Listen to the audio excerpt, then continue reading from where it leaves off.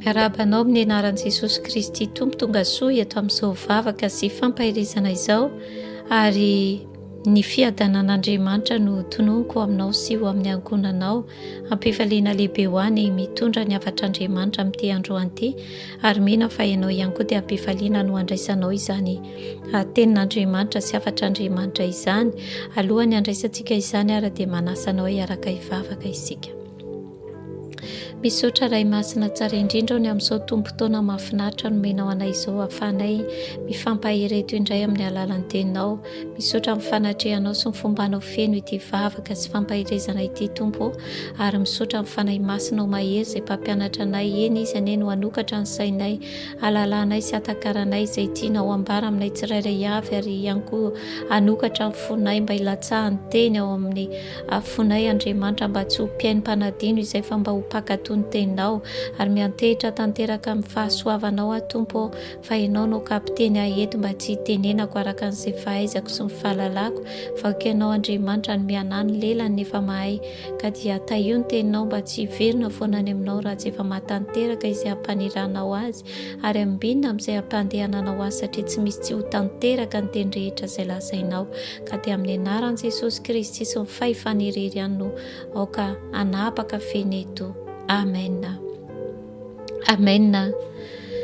Eny ny lohateniny izao havatra izao dia hoe tsarovy ny teny izay fanambaran'ny Tompo taminao, tsarovy ny teny izay fanambaran'ny Tompo taminao. Endry hava-malala, tena zava-dehibe ny fahatsiarovana izay rehetra nataon'Andriamanitra mihitsy tamin'ny fiainantsika, fa indrindra dia ny fahatsiarovana ny teny izay efa nambarany taminao. Amen. Ny teny izay efa nambarany taminao. Matetika isika olombelona dia mora manadino, kanefa ny zavatra mahagaga dia rehefa misy olona ataoko hoe miteny maharary antsika dia tsaroantsika mihitsy ny teny maharary izay ataony, fa ny tenin'Andriamanitra kosa izay nambarany Tompo tamintsika dia tahaka ny mora adinoantsika. Mino fa manomboka amin'ity androany ity dia anisan'izay hatsiaro mandrakariva ny teny izay omen'Andriamanitra antsika isika, eny mba anisan'izay hatsiaro ny teny izay omen'Andriamanitra anao ianao manomboka amin'izao androany izao. Ny antony dia satria tena zava-dehibe fa Andriamanitra dia efa nanendry azafady Tompo, fa Andriamanitra dia efa nanendry andro iray hatanterahany izany teny izany, voalazany amin'ny filazantsara nosoratan'ny LIOKA toko voalohany dia ny 7:7 amin'ny anaran'i Jesosy Kristy, fa tsy hisy tsy ho tanteraka ny teny rehetra ataon'Andriamanitra, fa tsy hisy tsy ho tanteraka ny teny rehetra ataon'Andriamanitra. Amen. Eny ato amin'ny filazantsara anankitelo izay nosoratan'ny Matio, nosoratan'ny Marka ary LIOKA, dia ahitantsika fa intelo Jesosy Kristy no nanambara tamin'ny mpianatra, izany hoe matomo ny teny anankiray averina matetitetika, dia ny dikan'izay tsy tokony ho adinoin'ilay olona amerenana an'ilay teny. Izany hoe isika rehefa misy zavatra izay tsy tokony ho adinoantsika dia mamerimberina isika, tsarovy azadino le fotoana, azadino le zavatra hoe ampatsiarovana zany, ary tahaka izany mihitsy amin'Andriamanitra. Misy teny matetika dia tena averimberin'Andriamanitra amintsika, midikan'izay dia mba tsy ho adinoantsika, ary te hilaza amintsika tsirairay avy hoe ny teny rehetra mihitsy izay ambaran'Andriamanitra anao dia tsy tokony ho hisy hadinoina. Amen. Ary teto mpianatra rehefa nilazany Jesosy Kristy izany ny intelo izany, dia nitsinona fa ny hoe ny hafatesany sy ny hitsanganany naveriny Jesosy Kristy intelo, ary hitantsika moa izany amin'ireo filazantsara intelo ireo, fa ny ovakitsika dia eto amin'ny LIOKA toko 7 dia eo amin'ny 7:7 manomboka eo amin'ny 7:7 amin'ny anaran'i Jesosy Kristy, fa raha talanjona izy rehetra amin'izay tamin'izay rehetra nataon'i Jesosy dia hoy izy tamin'ny mpianany: ampidironareo ao amin'ny sofinareo izany teny izany, fa ny zanak'olona efa atolotra eo an-tanan'ny olona, nefa tsy azo mpianatra io teny io sady nafenina azy izany mba tsy ho fantany ary natahotra anontany azy ny amin'io teny io izy. Amen. Ny zavatra araka ny voasoratra ny tenin'Andriamanitra dia nambaran'i Jesosy Kristy intelo, ary tamin'ny fotoana izay nilazan'i Jesosy Kristy, satria raha mandinika isika eo amin'ny lohateny dia hoe nilazan'i Jesosy ny fandroany, ny hafatesany sy ny hitsanganany indray. Dia rehefa nilaza izany Jesosy tamin'ny mpianatra dia voasoratra hoe nefa tsy azo mpianatra io teny io sady nafenina azy izany mba tsy ho fantany. Amen. Raha mandinika tsara isika ny tenin'Andriamanitra dia hoe tsy azo mpianatra ny teny nambaran'i Jesosy Kristy ary sady nafenina azy izany. Izany hoe Andriamanitra mihitsy na Jesosy Kristy mihitsy no nanafina izany tamin'ny mpianatra mba tsy ahazahoany ny mpianatra n'ilay teny nambaran'i Jesosy Kristy. Izany hoe ny tian'Andriamanitra ampahafantarina anasy ianao dia amin'ny fotoana izay andrenesanao ny tenin'Andriamanitra, amin'ny fotoana izay hanomezan'Andriamanitra anao teny, dia ny important na hoe ny zava-dehibe dia ny hoe dia tsy ny hoe ny fahalalanao eo no eo ilay teny izay renesinao, satria araka ny voasoratra ny mpianatra dia tsy nahalala fa nafenina azy izany. Amin'ny fotoana izay andrenesanao ny tenin'Andriamanitra mety tsy takatra ny tian'Andriamanitra ambara, fa ny zava-dehibe dia ny atsiarovanao izay nambara taminao.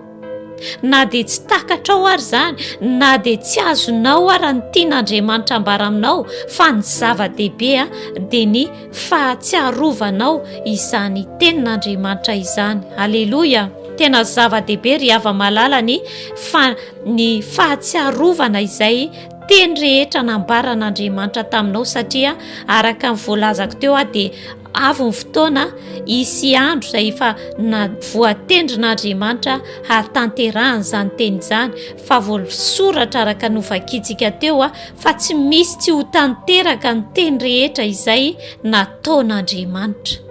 Amen.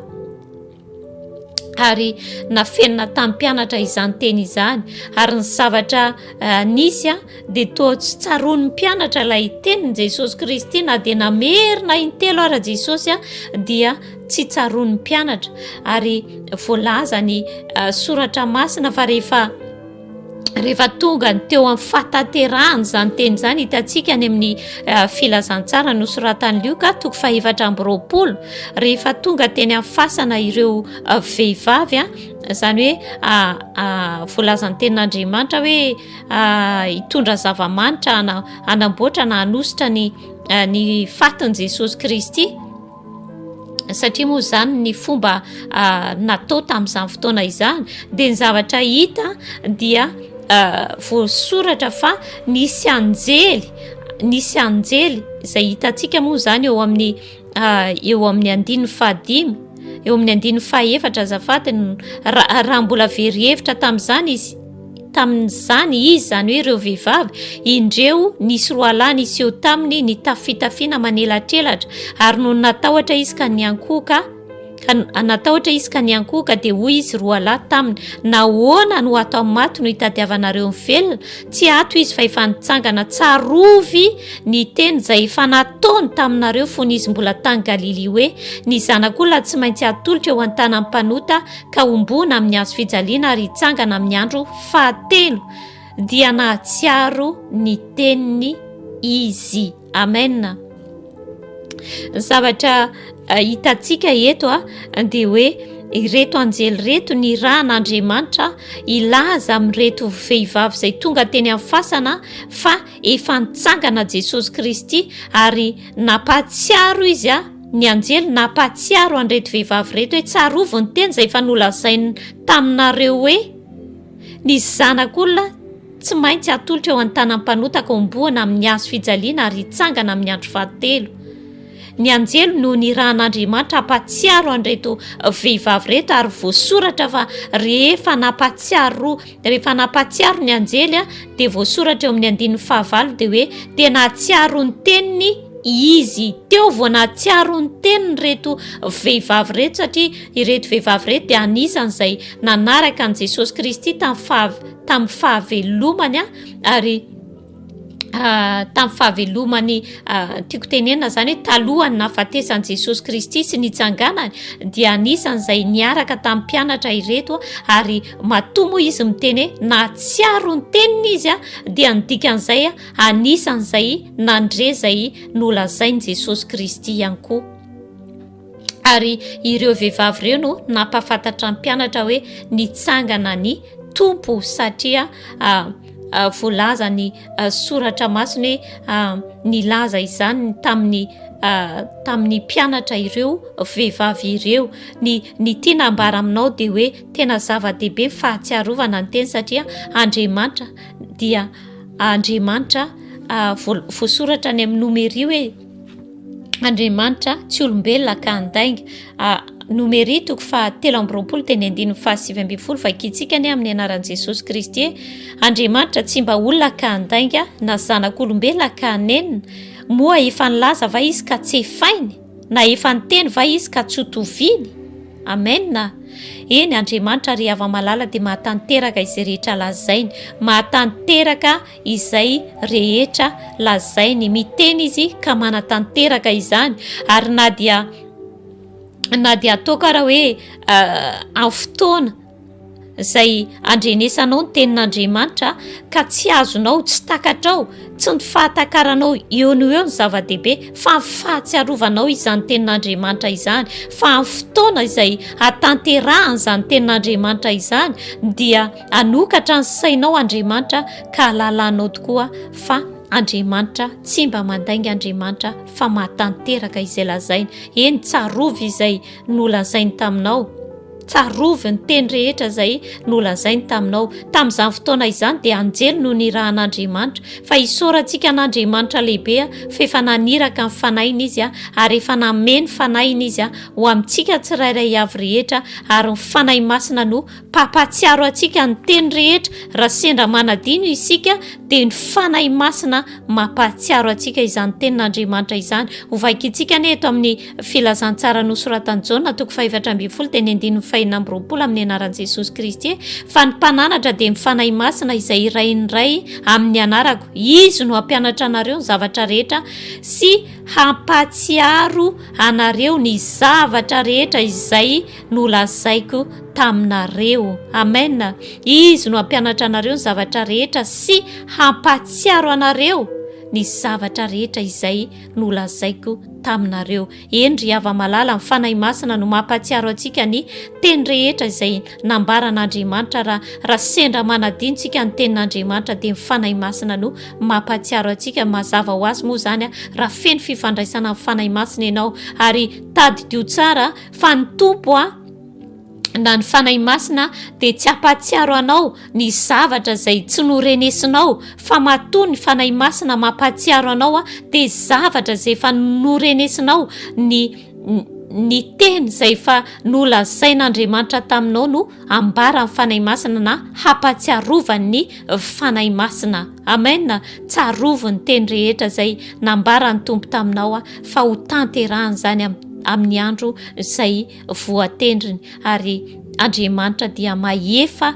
izay rehetra lazainy. Eny i Davida moa any amin'ny Salamo 7:6 dia manambara hoe aza misy adinoinao ny fitahiany rehetra. Eny ry hava-malala, fitahian'Andriamanitra no andrenesanao ny tenin'Andriamanitra ary aoka tsy ho adinoinao izany. Eny aoka tsy misy adinoinao ny fitahiany rehetra, aoka tsy misy adinoinao ny fandrenesanao ny tenin'Andriamanitra, aoka tsy ho adinoinao ny teny rehetra izay nambaran'Andriamanitra taminao fa ho tanterahany izany amin'ny andro izay voatendriny. Ary na dia hoe amin'ny maha olombelona anao mety tsy takatrao izay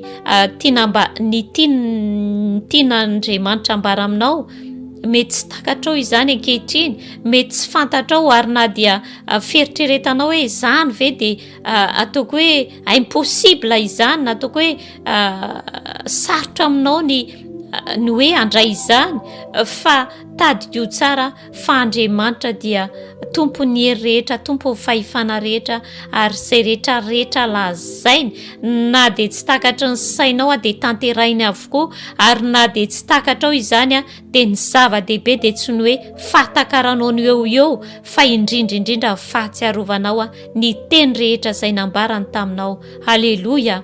Eny dia aoka mba tsy ho mpanadinana isika fa ho pahatsiaro mandrakariva ny tenin'Andriamanitra izay fanambarany tamintsika tsirairay avy rehetra, fa ho avy ny fotoana izay antanterahany izany teny izany ka voninahitra ny ho an'ny Jesosy Kristy irery ihany. Amen. Eny ray masinao misaotra anao izay ny amin'ny teninao Tompo. Eny tsy misy tsy ho tanteraka ny teny rehetra izay ataonao, ka dia mino izany izay Andriamanitra, ary isaoranay anao ny teny rehetra izay efa nitanterahanao tamin'ny fiainanay, fa tsy olombelona tokoa ianao ka handaingana zanak'olombelona ka hanenina, fa izay rehetra lazainao dia hifainao avokoa Andriamanitra. Eny tsy misy tsy ho tanteraka ny teny rehetra izay lazainao aminay. Misaotra anao izay ny amin'ny fanahy masina izay pampatsiaro anay ny teny. Eny na misy fotoana tokoa dia manadino izay Andriamanitra, fa isaoranay anao lehibe mifanahy masina izay mampatsiaro anay ny teninao mandrakariva. Makasitraka indrindra anao izay ny amin'ny fitiavana lehibe izay nomenao anay, ka tsy navelanao hoe ho irery izay, fa nomenao ny fanahinao masina izay tena hoe zava-dehibe anay tokoa ny fananana izany. Ka dia makasitraka indrindra anao, ary ny voninahitra rehetra dia atolotra ianao amin'ny anaran'i Jesosy Kristy. Amen.